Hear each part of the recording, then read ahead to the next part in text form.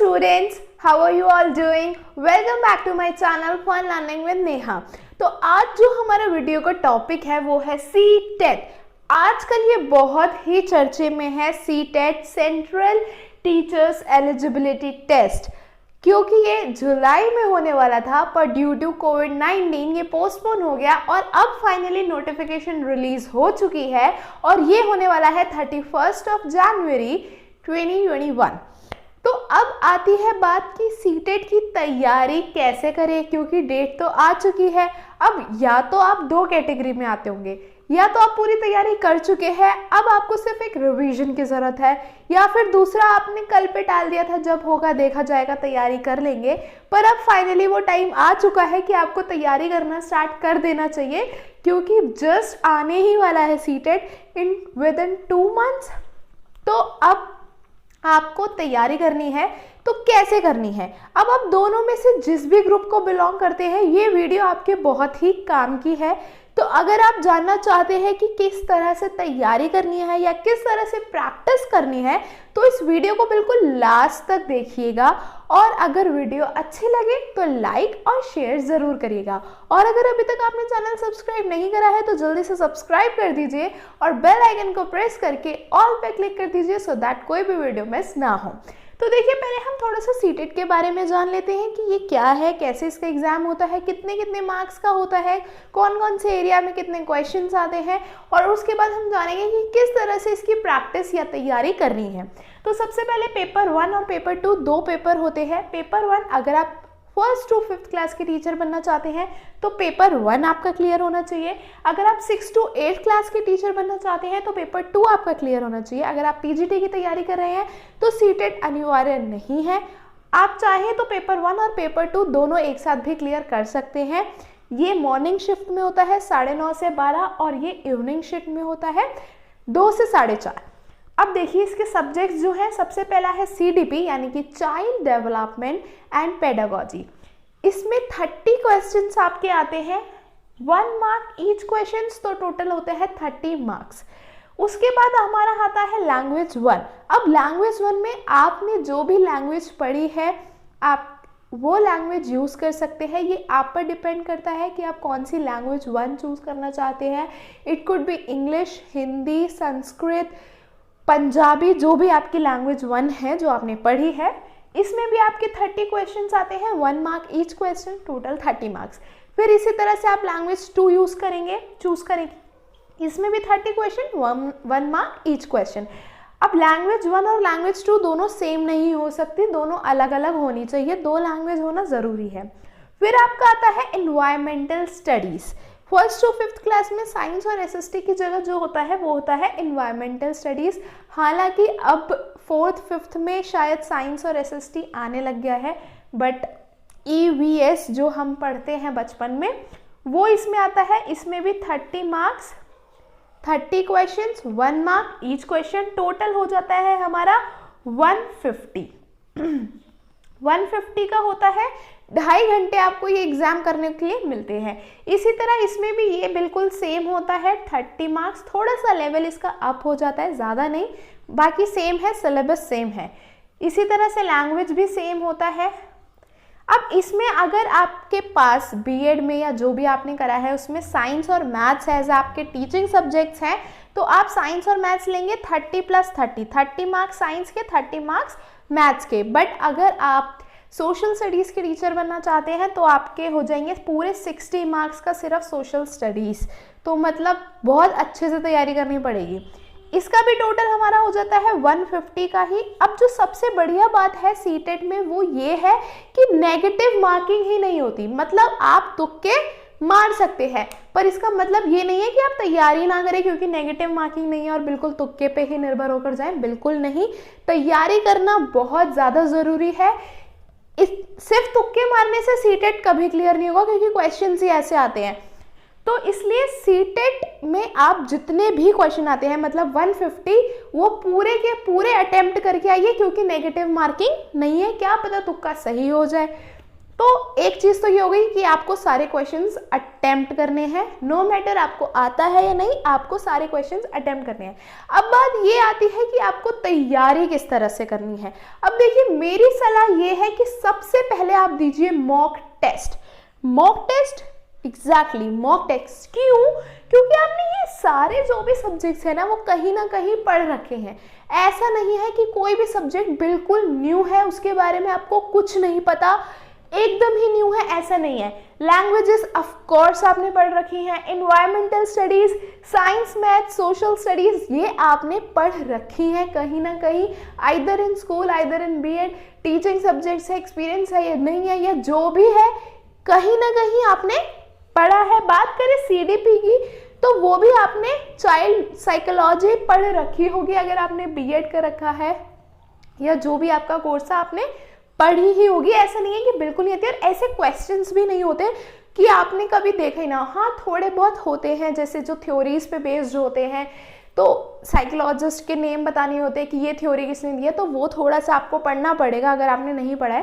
But मतलब ऐसा बिल्कुल नहीं होता कि आप देख के बिल्कुल यही सोचने लग जाए कि ये क्वेश्चन कहाँ से आया है और क्या है, मतलब इजी होता है। तो सबसे पहले आपको क्या करना है, मॉक टेस्ट देना है। अब मॉक टेस्ट देने का फायदा क्या है, क्योंकि भाई पढ़ाई तो कुछ करी नहीं, आप सीधा मॉक टेस्ट दिला रहे हैं, ऐसा क्यों? देखिए, अब मॉक टेस्ट करने से क्या होगा, बहुत सारी ऑनलाइन साइट्स ऐसी हैं, एप्स ऐसी हैं जहाँ पे पूरा सीटेट का मॉक टेस्ट अवेलेबल होता है। पूरे 150 क्वेश्चंस होते हैं वहाँ पे, साथ ही साथ आपका रिजल्ट भी आ जाता है। हर एरिया का रिजल्ट भी वो आपको बताते हैं कि किस एरिया में कितने मार्क्स आए हैं। अब इससे आपका होगा क्या, देखिए कितना अच्छा फायदा है मॉक टेस्ट देने का। इससे आपको आपका एरिया पता चल जाएगा कि आप किस एरिया में वीक हैं, किस एरिया में वीक है, और आपको किस एरिया की ज्यादा प्रिपरेशन करनी है। अब देखिए क्या होता है कि हमें कभी कभी लगता है कि मैं सीडीपी में बहुत अच्छा हूं और मुझे एनवायरमेंटल स्टडीज नहीं आती, या मैं लैंग्वेज 1 में बहुत ज्यादा अच्छा हूं पर मुझे मैथ्स या एसएस नहीं आती। पर ऐसा नहीं होता, क्योंकि जो क्वेश्चंस आ रहे हैं आपको नहीं पता वो किस तरीके के आने वाले हैं, तो आप अपनी अजम्पशंस नहीं लगा सकते। तो वो अजम्पशंस हटा के सीधे तैयारी करो और देखो क्या आता है क्या नहीं। तो सबसे पहले मॉक टेस्ट दो और ये फाइंड आउट करो कि आप कौन से एरिया में सबसे ज्यादा वीक हैं। दूसरी चीज, अब कुछ लोग जो है वो सीटेट 1.5-2 घंटे में ही कंप्लीट कर लेते हैं, और किन्हीं किन्हीं के लिए 2.5 घंटे भी कम होते हैं। तो ये किस पे डिपेंड होता है, टोटली आपकी स्पीड और आपकी प्रिपरेशन पे। तो आप अगर स्टार्टिंग में ही मॉक टेस्ट दे देंगे तो आपको आपकी स्पीड भी पता चल जाएगी कि आप कितने स्लो या कितने फास्ट हैं।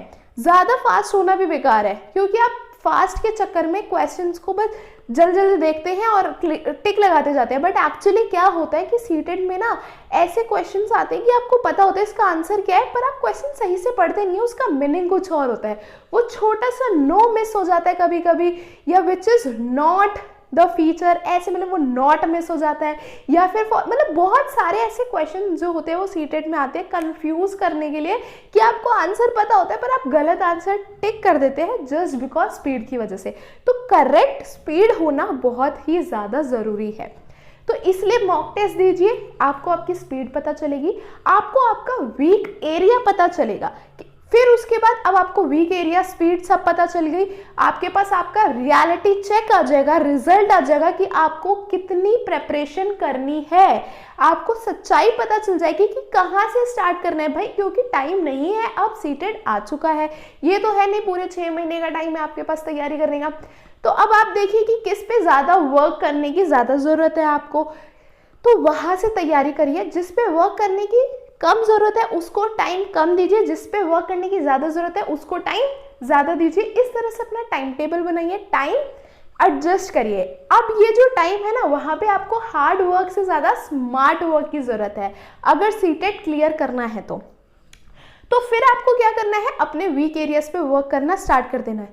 आप अपना सिलेबस सामने लेकर बैठिए पूरा सीटेट का, मैं डिस्क्रिप्शन बॉक्स में डाल दूंगी, ऑनलाइन इजीली अवेलेबल है। आपके पास कोई सीटेट की बुक है तो उसमें भी स्टार्टिंग में पूरे कंटेंट्स दे रखे होते हैं, उस पर टिक लगाते जाइए कौन सा एरिया आपको आता है, कौन सा प्रिपरेशन करनी है। प्रिपरेशन हो गई है तो टिक लगाइए। जब आपके सामने एक पूरा कंटेंट होता है, पूरा सिलेबस होता है, तो उस पर टिक लगाने से ना थोड़ा मोटिवेशन मिलती है, चलो ये हो गया, बस इतना एरिया बचा है। वंस इट इज डन, फिर आपको क्या करना है, आपको करने हैं प्रीवियस ईयर के क्वेश्चंस सॉल्व। पूरा टाइमर लगाइए 2.5 घंटे का और क्वेश्चन सॉल्व करना स्टार्ट कर दीजिए। प्रीवियस पेपर के जितने भी सीटेट हुए हैं सारे कर डालिए, जस्ट फॉर प्रैक्टिस। आपको आपकी स्पीड, आपको आपकी तैयारी सब पता चल जाएगी, क्योंकि वही पैटर्न होता है। कभी कभी क्वेश्चंस भी रिपीट हो जाते हैं, कभी कभी कुछ एरियाज में, जैसे लैंग्वेज में ज़्यादातर क्वेश्चंस कभी कभी रिपीट हो जाते हैं, सीडीपी में भी हो जाते हैं, क्योंकि वही लिमिटेड एरिया है, तो इसलिए चांसेस होते हैं कि क्वेश्चंस रिपीट हो जाए। तो आप प्रीवियस पेपर्स भी ज़रूर सॉल्व करें। बहुत ज़्यादा चांसेस नहीं है, कम चांसेस है, बट हो जाते हैं। तो प्रीवियस ईयर पेपर क्वेश्चन जो हैं वो सॉल्व करना भी बहुत ज़रूरी है। उसके बाद आपकी सीटेट की तैयारी कंप्लीट हो गई है शॉर्ट स्पैन में, जस्ट 75 डेज में। क्या करना है, सबसे पहले मॉक टेस्ट, वीक एरियाज निकाल के पूरा सिलेबस देके हर टॉपिक को कवर करते चले जाना है। Environmental study, science, maths, SST के लिए मैं आपको कहूँगी इसमें पूरी एनसीईआरटी से आप तैयारी करिए। अगर फिलहाल अभी एनसीईआरटी आप नहीं कर सकते हैं, टाइम नहीं है, वैसे तो मैं यही कहूँगी कि एनसीईआरटी से ही तैयारी करिए। क्या पता आप ट्यूशन्स देते हो तो आपकी एनसीईआरटी से तैयारी हो, क्या पता आप ऑलरेडी टीचर हो, या फिर आप जैसे एक फ्रेशर है, ना आपने ट्यूशन दिया, ना आपने स्कूल में पढ़ाया है, ना आपको एनसीईआरटी से कोई ताल्लुकात ही नहीं है, तो फिर तो आपको एनसीईआरटी पढ़ना मैंडेटरी है। बट अगर टाइम बिल्कुल ही नहीं है, बिल्कुल आप एंड में आके ये वीडियो देख रहे हैं, तो आपके पास जो भी सीटेट की बुक होगी उसमें जितना दे रखा है उतना तो एटलीस्ट आप पूरा पढ़ के जाइए, वो भी काफ़ी हेल्पफुल होता है। तो चांसेस हैं कि थोड़े से तुक्के लगा लें आप तो भी क्लियर हो जाए, पर क्वेश्चंस नहीं छोड़ के आने, ये आपको जरूर ध्यान रखना है। तो अगर आप इस तरह से पूरी तैयारी करके जाएंगे तो सीटेट क्लियर हो जाएगा। इतना भी मुश्किल नहीं होता, सीटेट इजी होता है। आपको जो क्वेश्चन है ना वो बहुत ध्यान से पढ़ना होता है, कुछ मिस नहीं करना होता है, क्योंकि उस क्वेश्चन का आंसर आपको आता होता है, पर जल्दबाजी के चक्कर में हम गलत कर देते हैं। तो क्वेश्चन ध्यान से समझिए, इंग्लिश हिंदी दोनों में अवेलेबल होता है, ध्यान से पढ़िए। सीटेट क्लियर करने से आपको कोई नहीं रोक सकता। डरिए मत, बस तैयारी चालू करिए। आगे इन सब्जेक्ट्स की वीडियो बनाने की मैं कोशिश करूंगी। इंग्लिश की मैं ऑलरेडी बना चुकी हूँ, उनके लिंक्स मैं डिस्क्रिप्शन बॉक्स में डाल दूंगी। सारे ग्रामर के टॉपिक्स उसमें ऑलरेडी कवर्ड हैं। सीडीपी में भी मैं 1-2 टॉपिक बना चुकी हूँ, और मैं जितने भी सिलेबस है उसको कंप्लीट करने की कोशिश करूँगी। लेट्स सी कितना होता है, और चैनल को इसी तरह से सपोर्ट करते रहिए। ज़्यादा से ज़्यादा वीडियो को शेयर करिए और लाइक करिए। कमेंट सेक्शन में मुझे कमेंट करके बताइए, कोई आपको एडवाइस चाहिए तो भी मुझे कमेंट सेक्शन में ज़रूर बताइए। कोई क्वेरी है तो कमेंट सेक्शन में कमेंट करके ज़रूर बताइए। So that's all from my side. अगर आपको अभी भी कोई डाउट है तो आप पूछ सकते हैं। I will meet you in the next video. Bye bye.